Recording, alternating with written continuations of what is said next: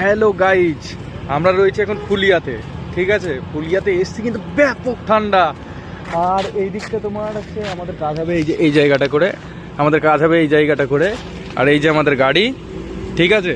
আর আমি এসছি ফুলিয়াতে, এত ঠান্ডা এত ঠান্ডা। রে দেখো ফুলিয়ার রোড, ফুলিয়ার রোড দেখো একদম কুয়াশায় ভর্তি। এখন কিন্তু বেশি বাজে না, মাত্র 5টা বাজে, 5টা থেকে 6টা বাজে, খুব জোর 5টা থেকে 6টা বাজে। কিন্তু ফুলিয়াতে আসার পরে ঠান্ডা, এইদিকে যা ঠান্ডা ধারণার বাইরে। তারপরে আমার এখানে একটা দিদি বাড়ি ছিল, সেখানে গিয়েছিলাম, তার নাম হচ্ছে খুশিদি, ঠিক আছে।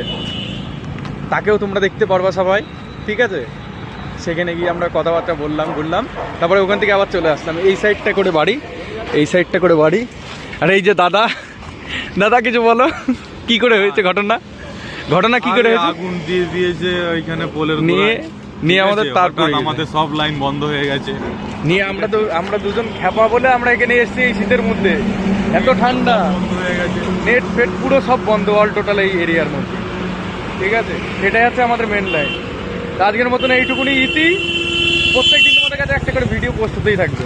টাটা।